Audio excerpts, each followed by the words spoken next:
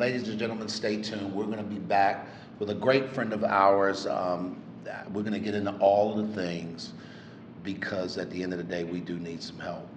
And I promise you, stay tuned for the next edition of Behind Closed Doors with the Brooks sisters. And Aisha. And Aisha. Sheri, we're back, and we have a beautiful, beautiful guest with us. Such a special. Oh my God. Listen, and I love doing this with Aisha because she is such the humble, behind the scenes, don't want nobody to. She reminds me of that. You ever see those pictures of people that they're hiding behind the thing? And Aisha's like, you don't see me. Aisha, we see you. We see you. Ladies and gentlemen, welcome back. Aisha has been a friend that we met right away. We shared the same broker at the time, real estate relocation specialist at the time, Mike Kelly. Shout out to Mike for all the connections that he's meant to us. But we're going to get into a topic today I think that's super important. If you're single and you are a female particularly, I mean, I'm sure that men, you'll get something out of this. But ladies, I need y'all to lean in, and I also need you to take time. Subscribe to the channel, share this link because you're going to get a ton of information. Babe, where we at? So I'm the lovely Sheri Brooks Jr. and we have with us today Glenn P. Brooks Jr. We're authors, we're speakers, we're coaches, and we do this thing called Behind Closed Doors where we bring you into the behind the scenes aspects of our life here in Panama for those of you who actually care. and we have a special guest today. We do. And would you like to introduce yourself? Aisha. And I'm going to put you on the spot. Yes. So hello, my name is Aisha. I have a YouTube channel called Abroad Ability where I chronicle my journey towards becoming an expat with cerebral palsy and my travels around the world and my journey towards dual citizenships. I love it. I love it. All right, so let's get into this. So Aisha, you have a unique story. I've met a lot of singles that have moved here for various reasons, but you actually had a connection here to Panama. And so what inspired you to move from the U.S. to Panama? And let's talk about that connection, how that played a part in that. Okay, so it's kind of funny. During COVID, I was like, you always wanted to live in another country. Why are you not living your dream? So I started looking at countries that would first take me based off of my like my heritage. And my dad was from Senegal, my grandmother was from Cologne, Panama, and my grandfather was from Jamaica. And it was like none of them, because I didn't have citizenship in any of those countries. And I was like, okay, what would be easier just for a visa process? And I started looking at the Bahamas, and I was really like, I don't want to live there. It's different when you vacation, Yep. as opposed to like the lens of living there. Right. So I was like, well, I'm Panamanian. I'd been to Panama twice. I came here first in 2004 for Carnival. We went all around the country, Wow. cutting up All the fun stuff. and then I came in 2019 for a water conference. Okay. And I always felt comfortable here. So I started researching, and they're like, well, Panama had an easy visa process for Americans at the time. And that's literally how it started. It was not necessarily that my grandmother was from here. Okay. The initial thought was, who will take me? Because I have like... She got what is it, the 1% blood? Look, it's more than 1%. Wow. More than 1%. So let's get that straight. But it was like, I always felt comfortable here. Yeah. Okay. So it felt like I was coming home. So Aisha, you're not retired like many of us expats are approaching that Us? that You're age. not either. We're the age Oh, of retirement here. Wow. So what was that like? How did you do this? How were you able to move abroad? What things did you have to put in place, or how'd you do it? So this is an interesting story. I was only supposed to take a year off.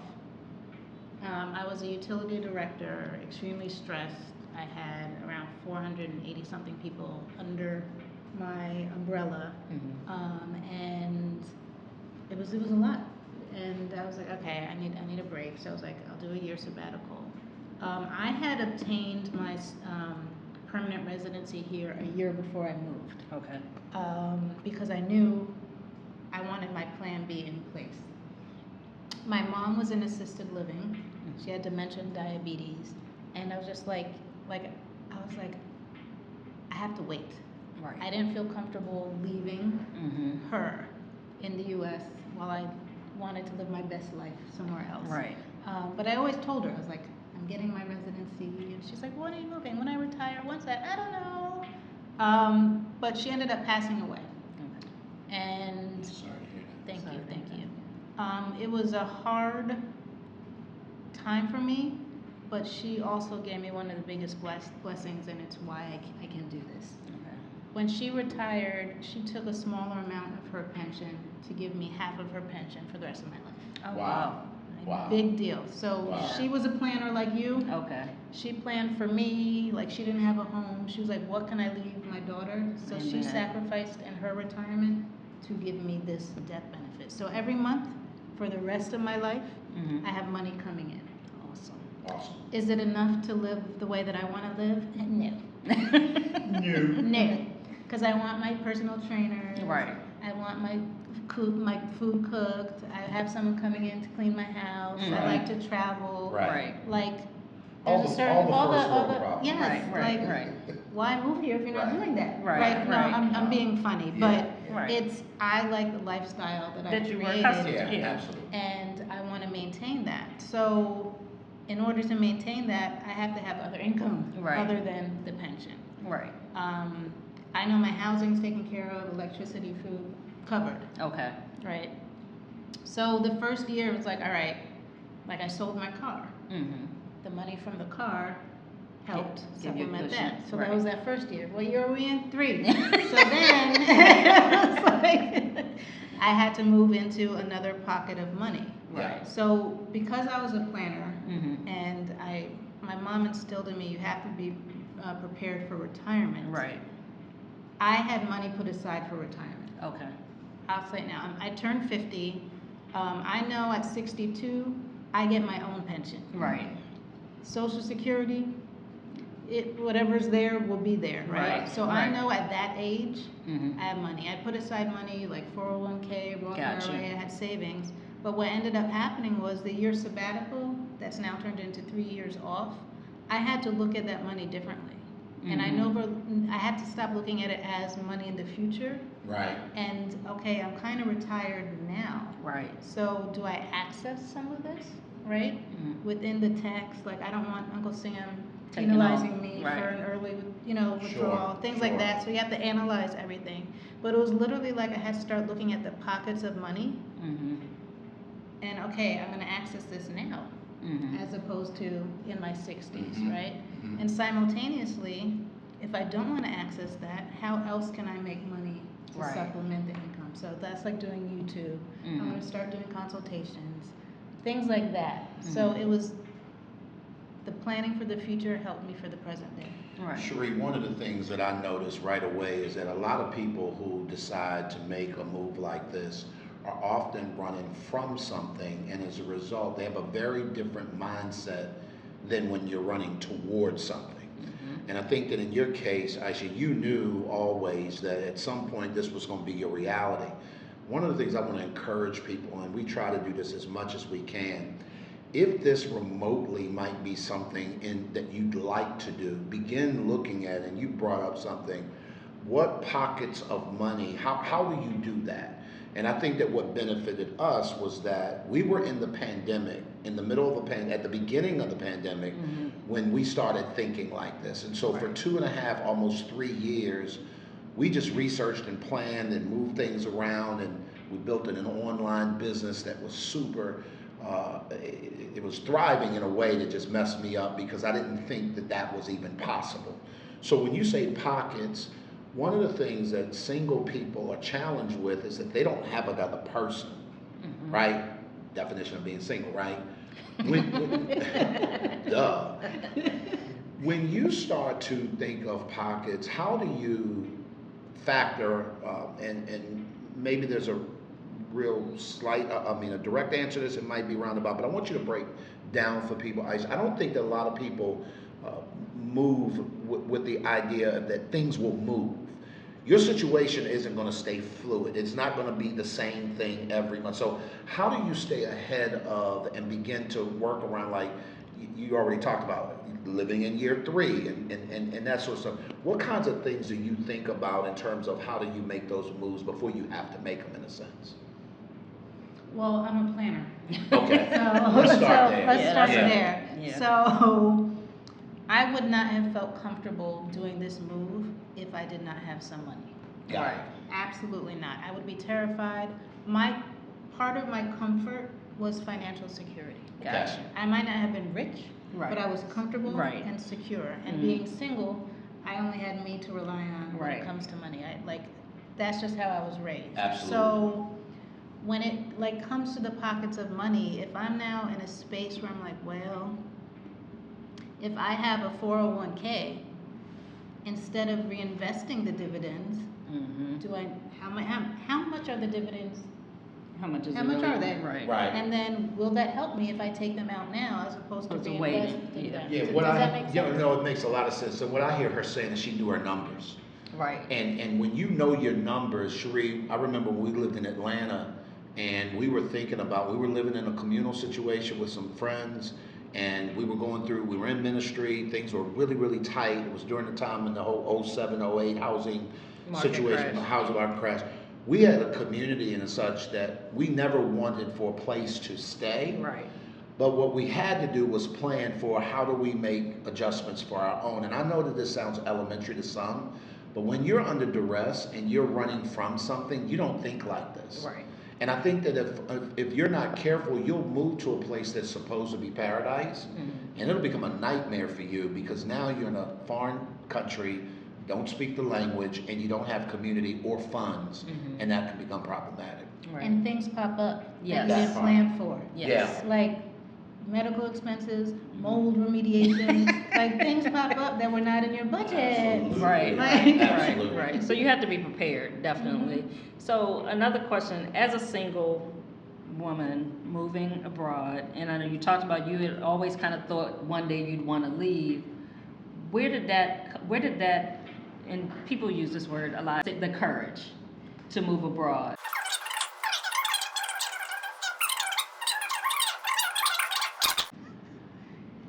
And I don't plan on going back. So let me, before Well, she even though it answers- was a year, initially a year. Before she answers that, So I need to go back and ask, because I'm like trying to figure out, why did you get up in the middle of us?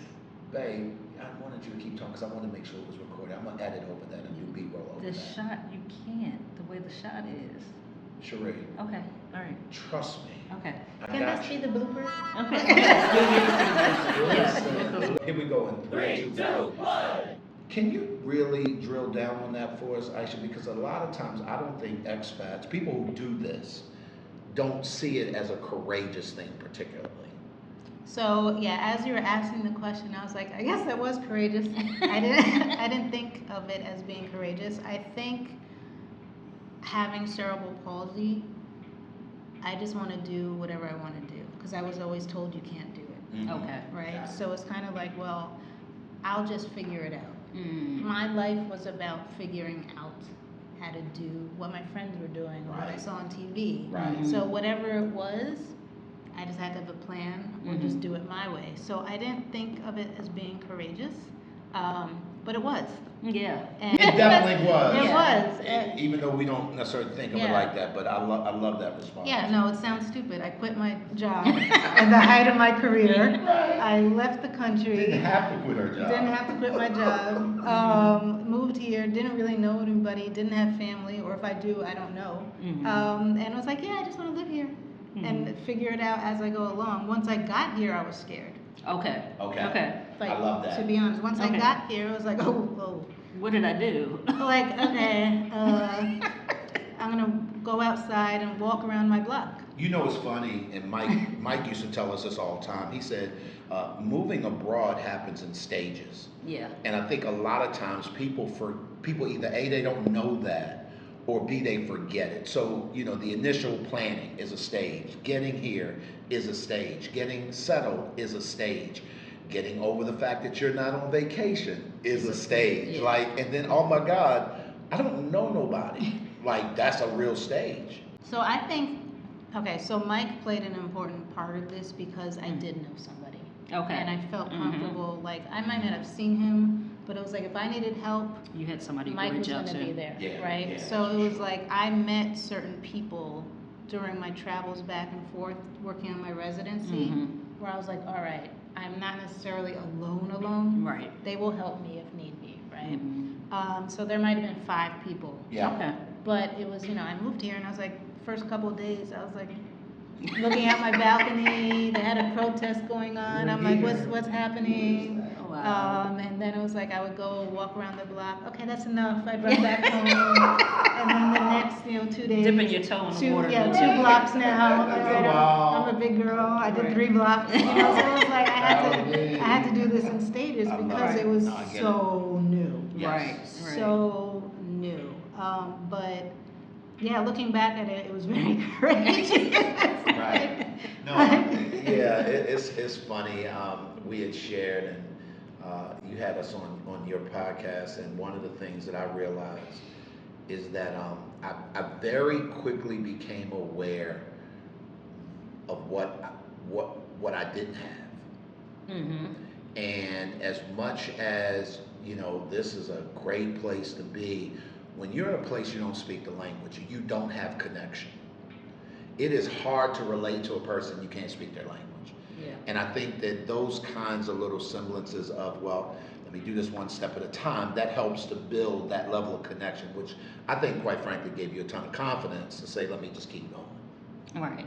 And so also when you talked about, because of your disability, you kind of had this mindset, if they can do it, I can do it. Right. I'll figure it out.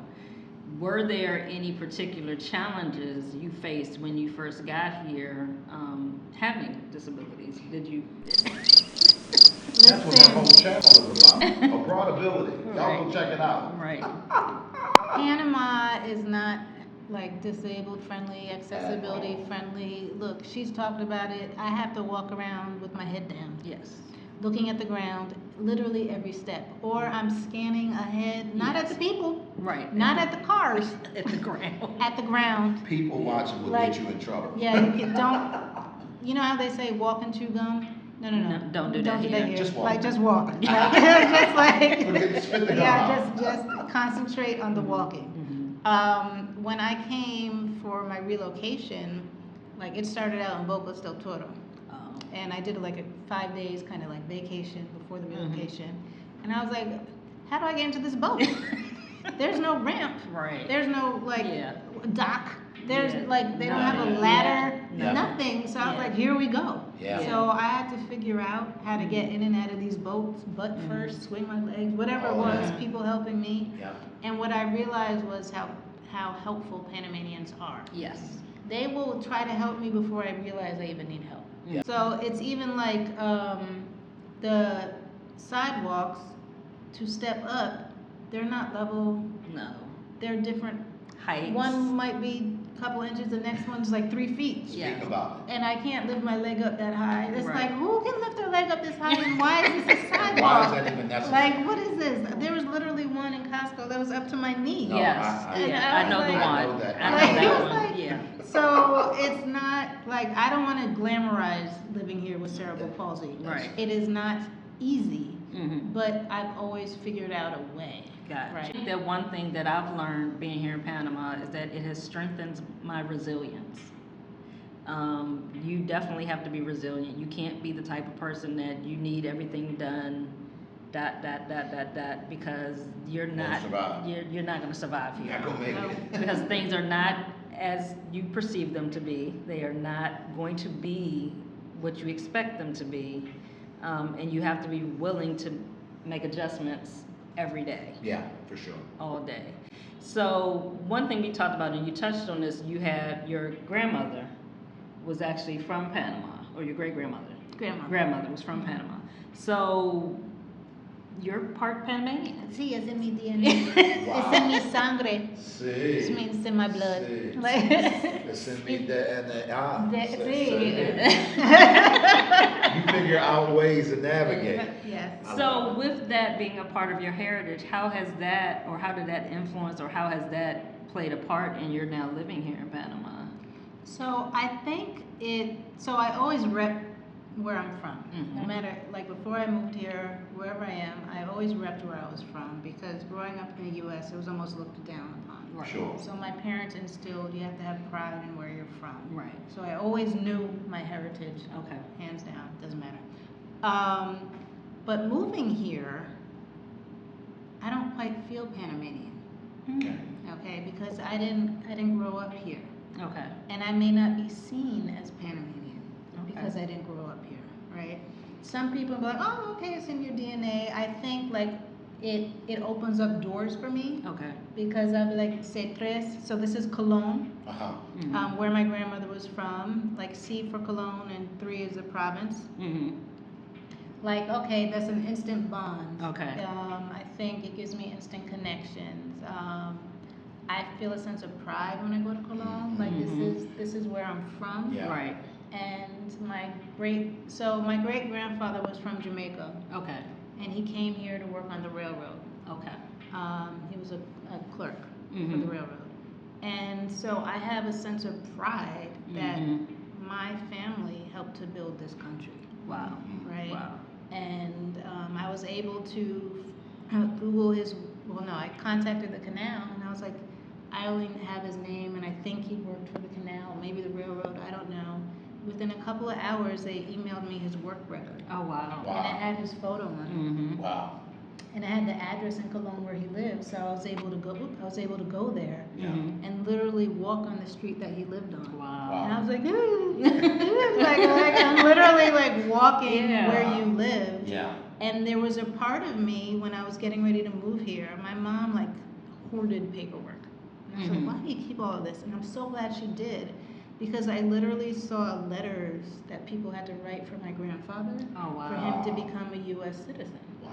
And I was like, we didn't have to do any of that to get residency here. Right. Right. But there was something about full circle. I'm coming back to a country that you left. Yeah. Mm. Yeah. Right? And that was deep. It was Yeah, heavy. I'm yeah, like, for you sure. sacrificed so much Mhm. to give your future generations a different life. For sure. And I'm leaving that to come back to where you left. Yeah. So it's deep. Yeah, for sure. I think when you say that, I'm feeling the sense of pride, because one of the things that I've noticed since being here, Panamanians are incredibly proud people. Yes.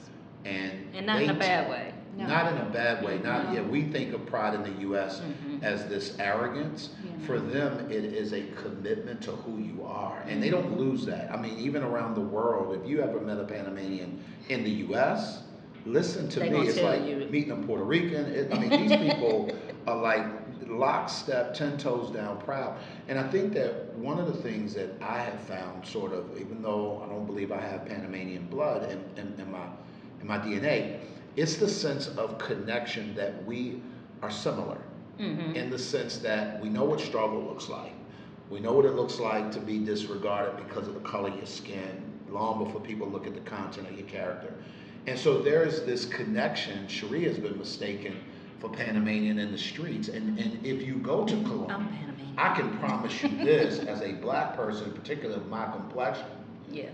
I can't tell you how many people I've run into and say, "Oh my God, that looks like Uncle so and so. That looks Yeah. like Aunt so and so." Or real talk, we were at La Benedicion, La the Benedicion. fishing place. Our server looked just like one of my sisters, Oh. and I took a picture of her, literally, and put it in our group chat. And they're like, "Oh my God, that's Kim." Yeah. Same thing happened when we went to the airport. We were flying back to the U.S., I think. Yeah. And I ran into another young lady. They look like looked one of your just other like sisters. one of my other sisters. So that serendipitous kind of doppelganger thing, if you will, is real. And I think it adds to that idea. And so to have actual Panamanian blood in your DNA and really know that, and then having your mom and folks like know and be proud of that. Yeah. I think that's super amazing. Yeah, and that's amazing, because one of the things that I often say is that when we came here to Panama, I felt at home. Now, I don't know if I have Panamanian in my blood, but I felt at home here, and it was part just being able to look around and not feeling like a minority, seeing so many black and brown people around. But the Panamanian people embrace you. They make you feel at home, and I literally feel at home, and I can only imagine actually having it coursing through my veins, how that would make me feel, because this feels like home. It's in my heart. And so for you knowing that and then coming here and experiencing that, I'm sure you have moments like regularly where it's like, is this really real? It's surreal. Yeah. I was about to say, Yeah, it's surreal. It's surreal. I remember my first year, I was looking at the canal every day, and I was like, Yeah. My grandfather played a part. My great grandfather played a part in this. Yeah. And it's just like That's unreal. it's unreal. Yeah, Like, yeah. No, I get it. Guys, I'm gonna pause real quick. If you have not subscribed to the channel, do me a favor, go ahead and do that now. All of Aisha's links are in the description below. If you are looking to travel to Panama, even to visit, and you are challenged with any kind of physical limitation, her channel, Abroad Ability, speaks volumes to that, and she gives you insight on what you may want to think about, whether that's living here, the kinds of hotels you might want to think about. So I just definitely want you to take a look and get connected to that. thank you, I appreciate it. Yeah, no worries, Sheri. So let's get into the nitty gritty now. The nitty gritty. We didn't do the nitty-gritty. We're gonna get into the Okay. nitty You know gritty. people been waiting, I know. waiting its breath, but the dating part, the single part. The single life. So you're a single woman living abroad by yourself, socializing. Beautiful, I might add. Yeah, Beautiful human, I might Yeah. add. How? What does life look like for you here? What's your question? What? She said specifically. What's your So, question? Now the engineer's coming out. as a single woman, Yes. socializing, dating, you're What not is that fluent like? in Spanish, but you're No. becoming more and more fluent. Sí, yo hablo español. Right. Sí, So sí. what is life like here as a single woman? Is it hard to date? Is it hard to discover? Meet Is new it people, other Do you have to singles? go through specific things? Do you have Do you to see the change who tag you are? team here? Like, I'm These are trying the questions everybody wants to know. Listen, and by the way, if you have questions, put them in the chat. Listen, put them in the comments. So she can respond So she to can you. respond to you. Come on. So I'm going to speak from my experience and those of some of my friends. Okay. And we're different age ranges. Okay. So I have a lot of single friends that have moved here, 60s, 70s, 40s, 30s. Okay. Okay. And 50s. So Okay. a gamut. Yeah. The gamut. I would say for me, the first year I wasn't even entertaining dating. Right. I was in my own thing, finding Mhm. myself. I didn't really want to be bothered. The second thing is you have to learn the whole dating culture in another country. It's different from where you came from. Mhm. How they flirt might be different. How they approach you might be different. And you might not even realize someone was hitting on you because that's not what you're used to. And that was a missed opportunity. I was like, wait, that's what that was?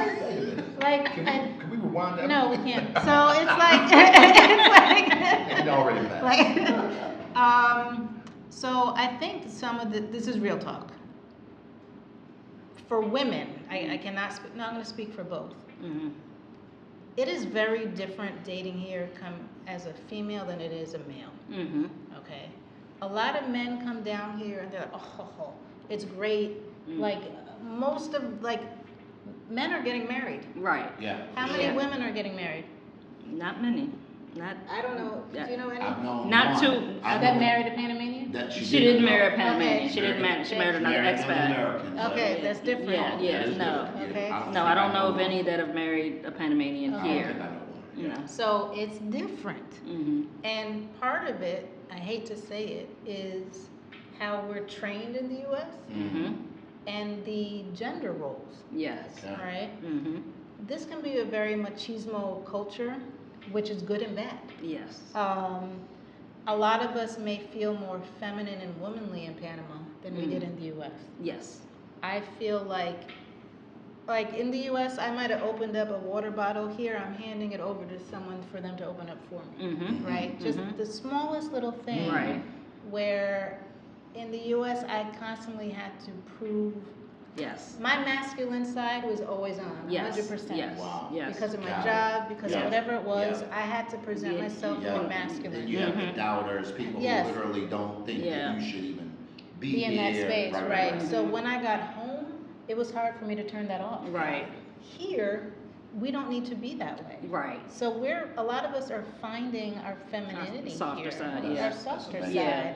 that we didn't even realize we weren't even exuding back in the US. And I can agree with that. Even as a married woman, I have been able to get rid of Wait a minute. that. Wait a minute. She said, what? Wait a minute. Hold up now. No.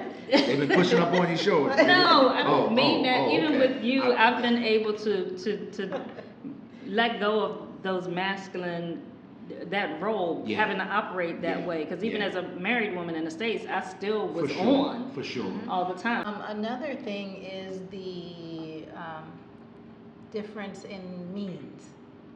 So if you take the average salary for a Panamanian versus someone who's coming here with a pension or residual income or whatever, it's Light different. years. Yeah. It's a big difference. Light So if you're conditioned for men treating you a lot in the U.S. or paying for a lot of dates, you may not be able to get that here to the extent that you're used to. Right. So Right. are you okay being the breadwinner? This isn't everybody. Right. But it's a reality. Yeah. Are you okay being the breadwinner? Mm-hmm. Are you okay with them working 6 days a week? Right? It's a different lifestyle. So when you say that, I'm thinking already, like, how much time do they have to spend? Right. You know what I mean? Like, in Right. terms of, like, not only meeting people, but spending time with you. Because Panamanians work 48-hour work week, 6 days a week, and it's a thing. Yeah. And it's not just Panamanians. It's anyone that's here. If you that's- work here, if you work a job here. here in Panama. For sure. Right. That's the work culture. The work Yeah. culture, Is 6 right. days a week here, Right. for sure. Right. So those types of things, I think it can make it hard to date locally. Yeah. And I think a lot of people end up dating Americans or an Other immigrant yeah. from Somewhere a different else. country that has a similar lifestyle that you have right now. So let me ask you this. I know a lot of times, and it's been obviously, years since Sheri and I have been on the dating scene. But as relationship coaches, we get to coach people who are going through these kinds of things regularly. When it comes to changing your mindset and making the adjustment, how tough has that been? Because a lot of times you have your existing thoughts and what you will not take, what you will not do, what you need, what you don't need. How is that? It's true. I think when you get here, so one of the things I was analyzing my first year here was, you had patterns in the men you were dating, in the men you were choosing, and I was like, ugh, why was I doing that? And I realized why, because now I had time to think, right? And then it was like, who I might have dated here, I never would have entertained in the U.S. and I had to check myself. Well, why is that okay now? And it wouldn't have been back home, right? Wow. So who you might allow in your space and your circle might be different here than what you were accustomed to back home. So I think as much as we're changing personally, we're also changing with what we're looking for. Yeah.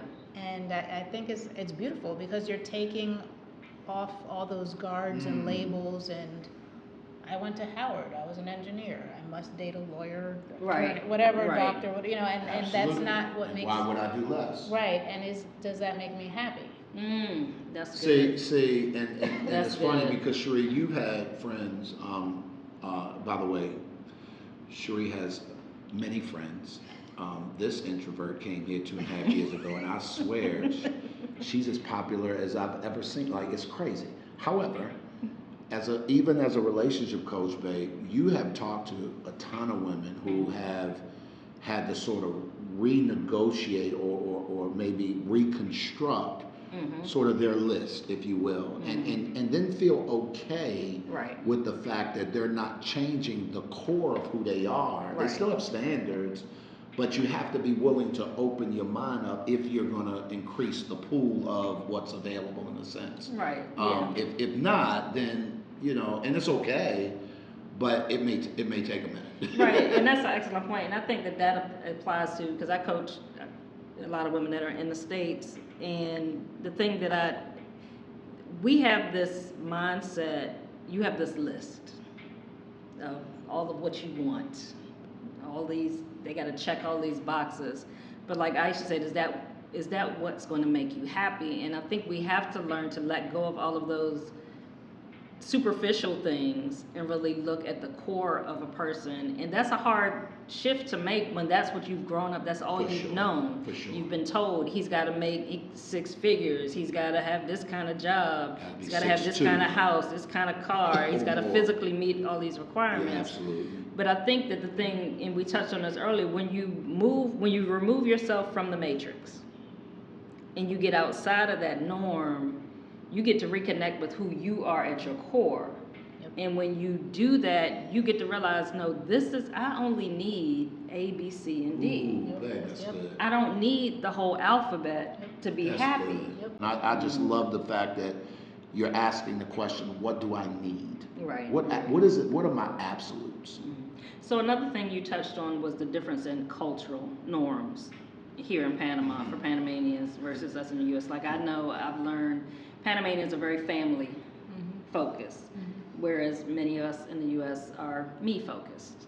It's Yep. about me. I'm not every Sunday gonna go see Having my Sunday parents, dinner and- or even one thing, and I don't know if you run into this, where men here, and you use the term chivalry, they take the responsibility of their family very serious. Very. As far as taking care of their parents, if they 100%. get married, taking care of their spouses' parents.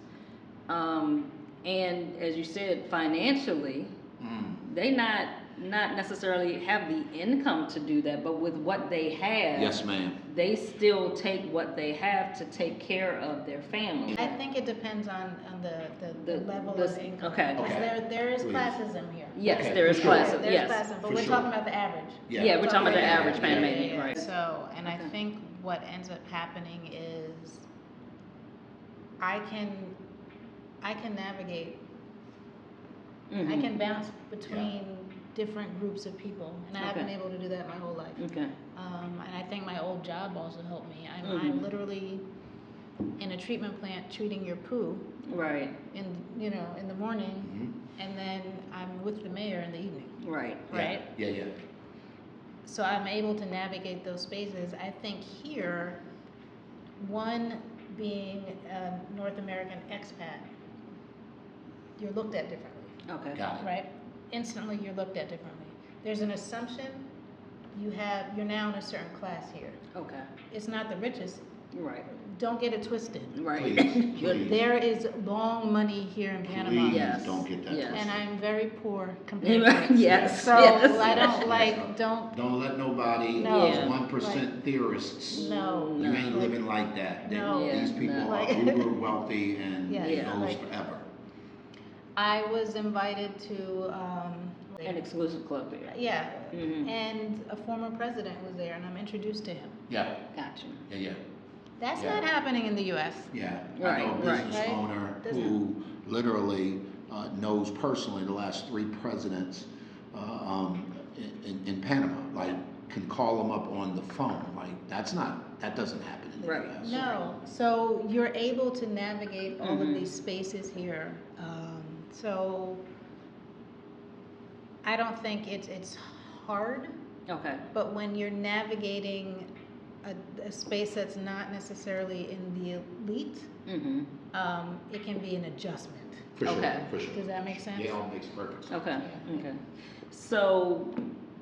Don't do it. That's- You saw it coming. I saw No, I no, saw- no. So, being single, adapting to the different changes, the different culture, the dating culture, the culture here in Panama, are there things that you would tell? I mean, we've broadly talked about, changing your mindset when you come here, but how do you approach dating? Would you say it's more traditional here?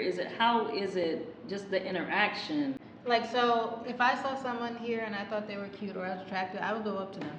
And they're accepting of that? Oh, okay. Yeah, like very, like Listen, a man is a man is a man. is a man. Yes. When I was even going through my residency process, I was flirting with the cops. I would never flirt with cops in the U.S. She said never with a high pitch. No, never. like I would just wink. Oh no, come stop, because they were cute. Right, We were all right. like, why are they all cute and built? Listen, Right. Like, oh, We would go to certain restaurants all the time because the wait staff were cute. We didn't care. Mm-hmm. Like it was just. I love it. So with the language, has that been a challenge That's with hard. dating Panamanians? That's hard. That Google Translate will mess you up. Okay. Talk about it, It'll mess please. you up. Because Google Translate will It'll change he and she. So you might be saying she is coming, and Google Translate is saying he's coming over, and they're like, what? And that's it. So it can be a challenge with the language, but it also you can turn it into a game. Mm-hmm. You can turn it into a way for you both to practice learning each other's languages. Okay, good. Like there was someone I was getting to know, and I literally Googled different question games, Mm-hmm. and I compiled it all together into one sheet. It had like 100 questions, and I would ask it back and forth, randomly pick a number 1 through 100. They pick a number, That's and good. we both had to answer the question. Okay, good. And it was a way for us, one, to get to know each other, and two, learn the language. Okay. Like either That's I'd awesome. have to answer in Spanish, he'd have to answer in English, Mm-hmm. and then you slowly learn. If you want to learn, you'll You learn. can If learn. you're copying what they're saying, it's tedious, Right. Yeah. but it's worth it in the end. You're reading what you actually copied, not just copy paste. That's important. Learn the language of love. The This. language of love. The language of 'Cause love. there is I love there is that though. There is a poetic Right. romance. Right, but type thing with I this. love how you came up with that. That's That's a great dope. way to get to know a person. Because I think, when you're dating, you should have your list of questions you're going to ask anyway, but then to be able to translate it in that language so you know these are topics that you want to talk about. So one thing, we're talking about, dating Panamanians. So have you yourself or known people that have dated expats? Because some people come here and they're like, I don't want to, I may be single, I don't want to date a Panamanian. I want to find another American, somebody from somewhere else to date. How have you seen that for women? Like you said, I know men that have come here that have found somebody, gotten married. Most of the men that I know have found them a Panamanian woman and gotten married. Yeah. They're not looking for other Americans.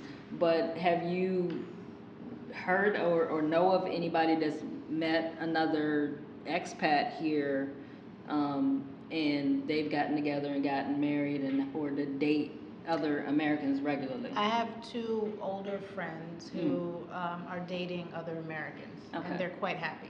Okay. Very, very happy. Okay. I think the expat space here is extremely strong, Mm-hmm. and once you find your tribe, your Mhm. circle, the activities you like to do, Yeah. you can find someone else Okay. to date, and I think there's a comfort in that, Uh-huh. right? There's a familiarity. I did not want to date Americans when I got here. Okay. I still don't. Okay. And it's especially for African American men, and I've gotten to very deep conversations about it. Mm-hmm.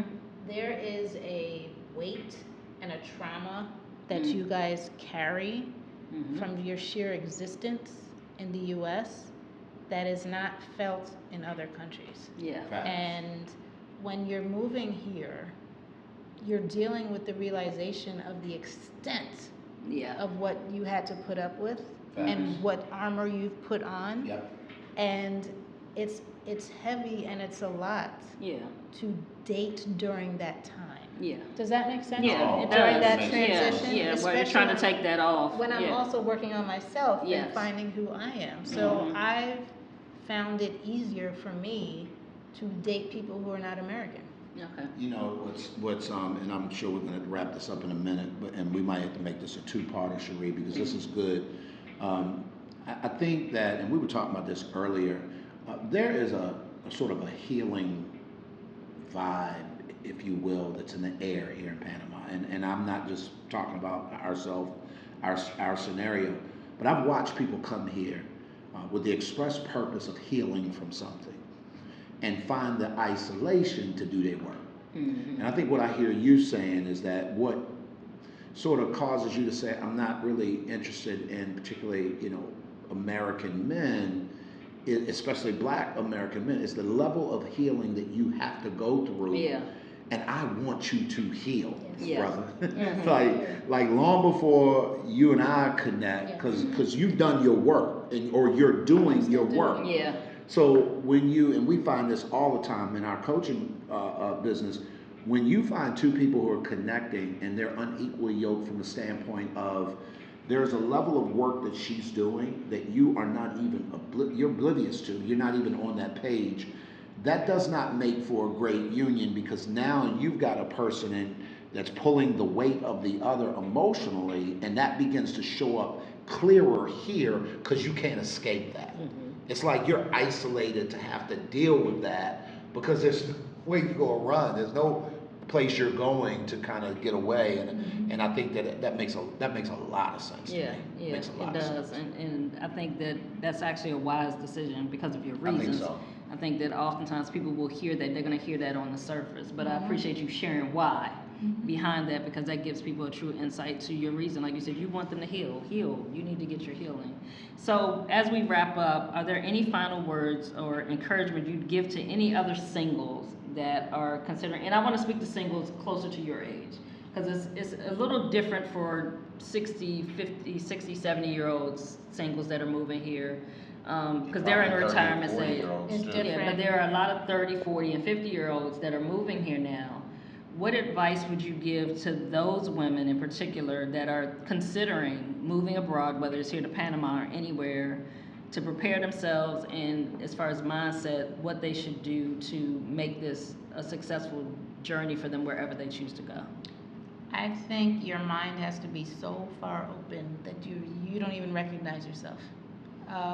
That's number one, because you're going to be challenged on so many different levels that if you don't come with an open mind, don't even bother. Just don't bother. I have heard from some of my friends in their 30s that dating here is trash.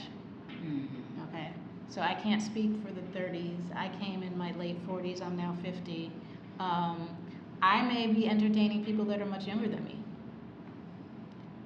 but because they're not from this country, or because they also immigrated here, their mindset is more mature. When you leave your country, when you have to, Yes. not when you're choosing to. Come on Right. now. The level of maturity you have to do that Yes. is much more than It's through the roof. It's through the roof. Yeah. And it's more than the maturity I think I would encounter for the men my age in the U.S. Yes. So you have to be aware of life when you're dating here, if that makes sense. Yeah. I'm gonna leave it at that. You have to be aware Yeah. of life. Yeah. Yeah. Yeah. Well, we appreciate you taking this time to come and join us. Anytime. And we've never done an interview or podcast around this subject, so thanks for being the first. Because there's so many people that just will go back and kind of dissect and sort of reapproach, their approach to all of this, and I think that it's going to pan out better just to have that insight. So I appreciate you being No, vulnerable. thank you for having me. Listen, We all need some help. We do. Yes. That ain't just a cute hashtag. Yeah, I promise you. I promise you. So, as we always say at the end of the day, You cannot get to any place of have significance significance by Lovely yourself. son. And that's because We all need some help. Y'all be good, and we'll catch y'all on the next episode of Behind Closed Doors With the Brooks sisters and and Aisha. Aisha.